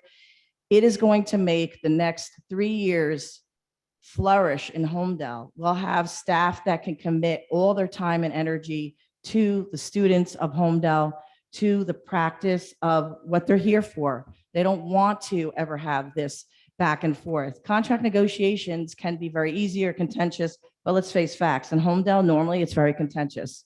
So the fact that we have a 3-year deal, and I'm going to call it a 3-year deal because basically we already lived a year, and many, many times we did a 1-3. But over the last couple of years, because the law changed, you could have a 5-year deal. But before that, it was either a 1-year deal, a 2-year deal, 3-year, and so on. So historically, that is something people need to understand. So basically, it is a 3-year deal. We already lived it. that year is past, and moving forward, we're going to be able to have a good working relationship. And I want to say we do have that now. So I just want you to know that. I want the community to know that this was not an easy process for either party. It literally took us a year to get to this agreement. It wasn't like it was like 5 minutes and there was a decision. This was a year-long process where we came to some sort of solutions that both parties could live with. And that's why I wanted to sit up here and thank you, because I know how difficult it is for you to be on your end, and you know how difficult it is on my end. And so we came to something that I think that, again, both parties aren't totally happy always, but it comes to moving forward, we're able to then focus on what is important in this district. And as you know, and I've taught all of your kids, that we love your children, we want them to succeed, and we want to make sure that going forward, that's an easy process. And with contract negotiations out of the way, that makes our lives a lot easier to be able to do our jobs, which we're here for. So again, thank you for this. Thank you for, I know you sheeted it in, and I know it wasn't necessarily planned for this evening. So I do appreciate that. Elizabeth, you pushing it forward as the president, and the team for supporting it and making sure it went forward. So thank you. Thank you so much, Denise. And I really do appreciate the idea of working collaboratively going forward. And I really like that, understand that as a new era, as a relationship between the board and the union. So thank you very much. Please state your name and address. Thank you. Hi, everybody. My name is Colin Cunningham. I live at 8 Canyonwoods Court here in Homedale. So on the back of the discussion of the new health sex ed stuff, what was reassuring there is what sounded like, and I mean, it remains to be seen, but I'll put all the faith in you, that we're going to have a lot of transparency, 1 month buffers to, take advantage of access to information and make our decision, as opposed to, just you want it or not, good luck. Detailed information and links, as in if there's going to be particular resources that are being used, we're going to have access to those links. There's a concern that I have, other parents have, and if you follow, elections around this nation, a lot of people have, about new material seeping into other subjects, right? CRT, DIE, SEL, there's a number of TLAs describing this stuff. So my question is, how do I know where that is? How do I know how that appears? And will I be able to get, as a parent, the same kind of transparency that's been addressed on the new healthcare curriculum? Now, just as a for instance, you can refer back to the old Supreme Court discussion about obscenity. They can't define it, but they know it when they see it. It probably applies to a lot of parents with this type of material. So will we have access to new supplementary material, detailed information stating the changes in the new curriculum versus the old curriculum, so we can assess it to say, hey, has this stuff gotten in there? Are we concerned about some of that? I think you understand the general push that I'm getting at here. So how will we be able to take advantage of this good setting off point that we have on the health education and roll that into the rest of the subjects? Because as a parent, if my kid doesn't bring home a book that they exclusively learn a course from, and there's probably no courses that are all from one book anymore, right? I don't really know what they're seeing in a day-to-day basis, and I'd like to have an idea. I'll sit down and listen. Thank you very much. Dr. Cascone, would you like to respond to that? Sure. I'll just offer a few thoughts. It's make you ask some great questions. And our director of curriculum instruction is back there, Dr. Irwin, and I know it's generating a lot of notes and thoughts. So just a couple of top of mind thoughts. I think it's a great premise, this idea of the approach that we're bringing to the health education curriculum, having a similar level of detail and access for parents with all curriculum, right? I think one of the things we've talked about, and it kind of connects back to Mr. Reddy's report from the curriculum meeting about lesson plans, is one of the things we're asking for from teachers is that when you're utilizing resources that that you found that you think are relevant and engaging, but are not necessarily explicit in the curriculum, that those are included in the plan, right? Because we know with the advent of the internet and just good quality online resources, we don't want to hamstring teachers But by the same token, we also want to have some vetting process for when teachers are making discretionary decisions about materials to bring forward. I can tell you that, I think there's also a piece there as it relates to, what classes and at what age levels is it appropriate, like, to engage in controversial conversations, but really when those are brought forth from students, and how as educators do we facilitate those conversations in an objective manner. So I think that teachers would appreciate ongoing support and professional development in terms of how to do that, because I think oftentimes teachers find themselves as uncomfortable in those situations as anyone, and being equipped with good training on how to manage those. I can tell you that, CRT is really an educational topic that's really addressed, if anywhere, really in higher education. It's not something that we would really be teaching in any way, shape, or form in the pre-K through 12 realm, other than maybe in an advanced AP class, potentially, but certainly not something that would be relevant in any of our other curriculum.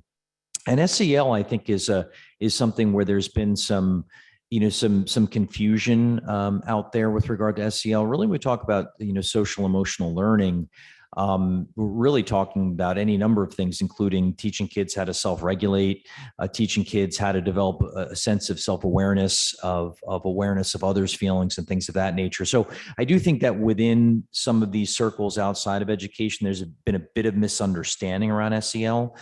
We're certainly all for, really focusing on student social emotional well-being. So those are just a few top of mind thoughts, Mr. Cunningham, but your commentary has definitely, generated some thought to help inform our conversations planning for Dr. Irwin and how we roll out curriculum. We provide access to parents. So thank you for that. Thank you, Dr. Cascone. Any other questions? I have a brief question. But it's Following up. actually question time from the audience. All right, when that's done, I have a follow-up on Dr. Cascone's comments tonight. Thank you. Hi.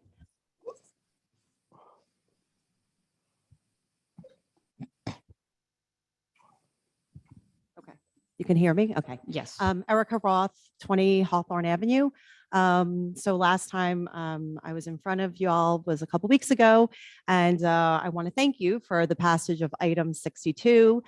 You've managed to turn my frustration and the frustration of many of the MCVSD families into appreciation for adding the additional 4 bus routes. Most of the kids now have perhaps 10 minutes maximum of walking, which is within a couple of blocks. And it doesn't seem that anybody needs to traverse any hazardous roads. So once again, we just wanted to thank everybody, and it was done in a very swift manner. You have a lot of impressed families out there, myself included, and my daughter appreciates it as well. So thank you very much. Thank you so much for following up with us about this, and I do appreciate your noting that you're thankful. Dr. Cascone really got behind that and solved it quickly, so we appreciate that. Any other questions? Or statements, I should say?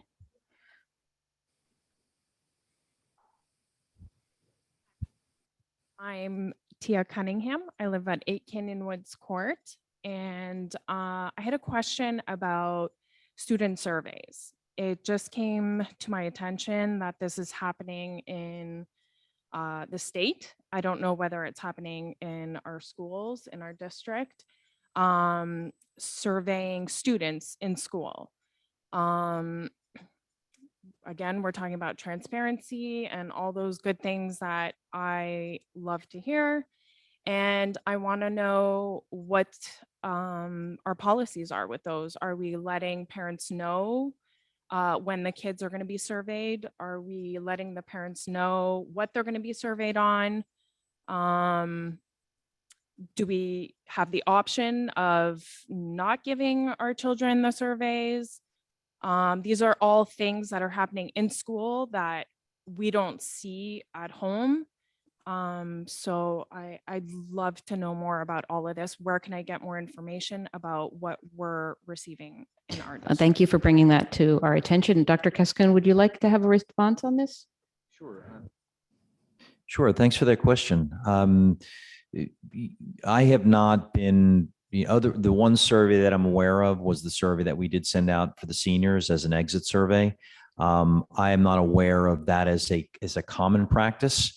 We do have a board policy and corresponding regulations associated with student surveys. You have my email? Have we emailed before? A little bit.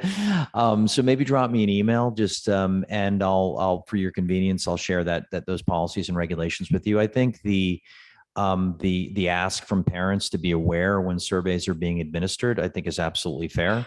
In essence, it's research, right? And because they're minors, any participation in quasi research, certainly parents should be aware of that. And you absolutely would have the opportunity to, opt your child out if you were not comfortable with that. I would say the most likely topics of surveys we would administer would be around getting students' perspectives on culture and climate, how they feel about their school, how, we want to hear from them, right? I think too often we don't get that student feedback to help inform our planning and our professional learning. So I think it's a vital source of feedback, but your asks are absolutely reasonable. And I would imagine are probably aligned with the policy itself. Thank you, Dr. Keskin. Please come up.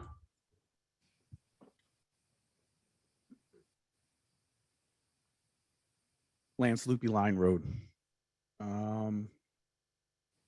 First, I want to say that I have an amazing amount of respect for educators. Okay. All the good ones that I remember from kindergarten through high school, the amount of dedication they had, the work that they put into their day.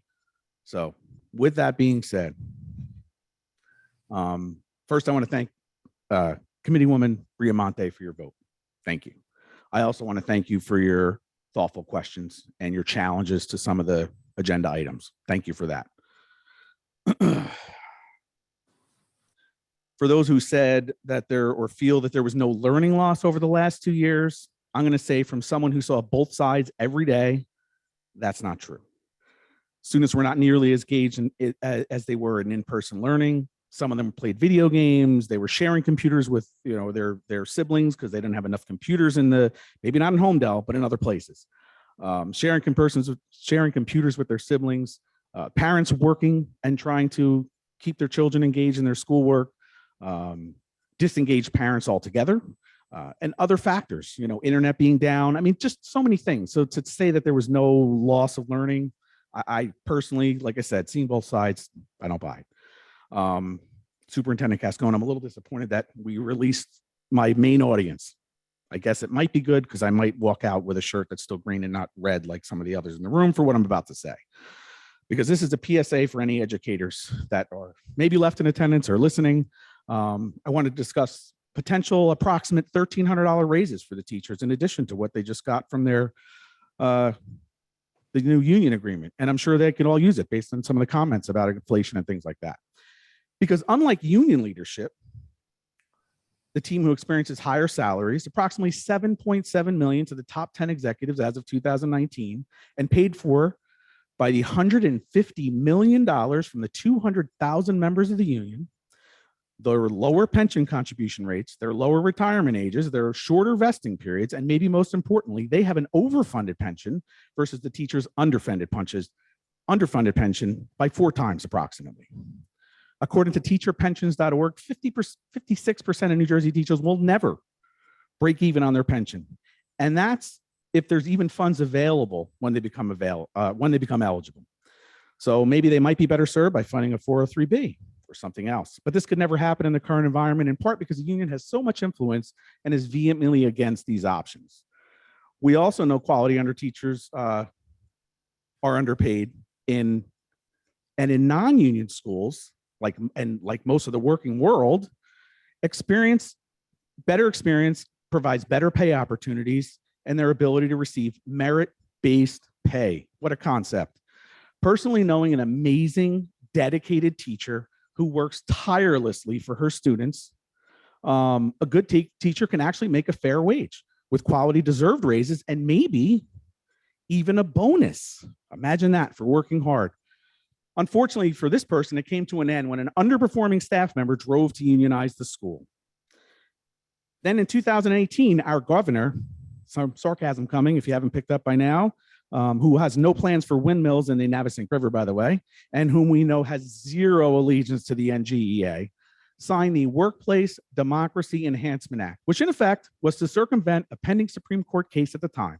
And this law forces school administrators to provide all professional and personal contact information for any newly hired employee within 10 days, placing an undue burden on our supervisory staff of the schools to support the NGEA powerhouse mentioned earlier. It also prohibits any of the school administrators from communicating with any staff member that there are options, like not joining. Union participation also results in our school payroll administrator having to facilitate the collection and disbursement of dues. Do we get paid for that? I don't know. So I want to remind any teachers that might be in the room or listening that as of the June 27, 2018 Supreme Court ruling, Janus versus the American Federation of State, County, Municipal Employees, teachers are no longer required to be union members. Now, while the aforementioned WDEA legislation states that a union member may only dissolve their relationship within 10 days of their anniversary date, absurd, according to a quote from the Deputy Attorney General Eric Apar in 2020, he stated it hadn't been applied at that time, but I'm not able to confirm if he's changed his stance on that. But I can say if you opt out of the teachers union, you lose your teaching contract, your seniority, any other benefits, including that underfunded pension. You can see websites such as teacherfreedom.org or by searching how to leave the NJEA using your favorite search engine for more information if you want to do your own independent research. I'd also separately, now into that, I'd like to comment on how engaged some of the board members seem tonight and not focused on their cell phones.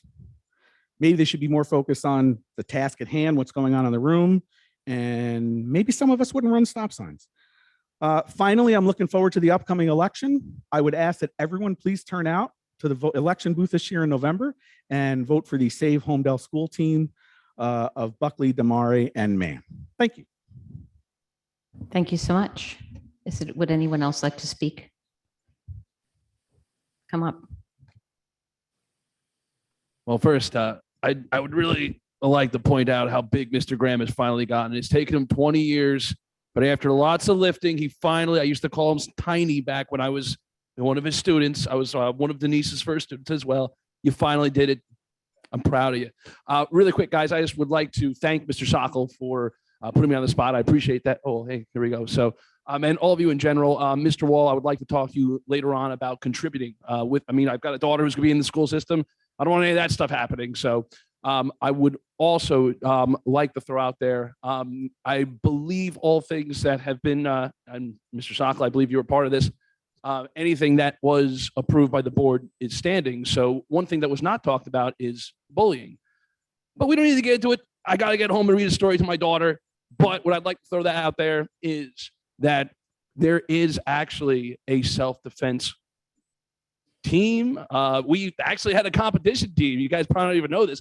Mr. Sokol, again, did vote on this. So there is a self-defense group for Homedale. And as a martial artist and owning a martial arts school, I'd like to offer, donating things and whatnot. I'd like to offer my services with anything that can be done or anything in general, as far as whether it be the teachers in general about handling situations. I mean, hey, you got some big seniors. You never know what may happen. We all remember Devlin, if you're watching this. But, in general, things like that, as well as for the students, as far as confidence, motivation and whatnot. And I'm just offering in general at the school and things along those lines. And yeah, there is an election, and I'm proud of the guys that we got going up there, so everyone that we have, Homedale is going to win just because of all the passion, dedication, everything we have here. And you know what? I'm going to say it. College was easy for me because I went to Homedale. And that's exactly what I want my daughters to have. So I'm pretty excited about it. And when my daughter gets to competitive fighting, I'm going to have her with Mr. Graham. So that way she's super strong and everything else. So thank you guys. Thank you for everything. I'm at 10 Riverside Lane, Homedale, in case you weren't sure. So thank you guys. Thank you. I don't know if you gave us your name and address, though, technically. Okay, yeah. So technically, I'm Matt Weishaupt, 10 Riverside Lane, Homedale, New Jersey. I've been here my whole life. So I guess you're all stuck with me for a while. So thank you, everybody. Thank you very much. Is it anyone else like to speak? I'd like to come on speak after down. her. Yeah, go. That's okay. No worries. Name and address, please. Kristen Barbara, 19 Red Coach Lane. Just one with the whole sex ed thing. I don't know, you saw an article just came out with Middletown. They're saying it's a model, not a mandate. So their director of the curriculum decided not to put it in the curriculum at all and not an opt-in, opt-out. I don't know if that's something we could do. I'm putting it out there. Number two, I know that we have a ton of people moving into the town, a lot of new families. To busing, now my kids' pickup is 20 minutes earlier than last year. Their drop-off is about 19 minutes later than last year. That's a lot of time on the bus. I'm just wondering why. Like, do we need to add another bus? Like, I don't think there should be that much time on the bus. Dr. Kescon, would you like to respond? Sure. Thanks for that question, Ms. Barbara. So I think, one of the things I've heard a few folks say that, they moved into Homedale for the busing, right? Amongst other reasons, right? I'm not suggesting that's the only reason they moved here, but I have heard them say, quote, we came to Homedale for the busing.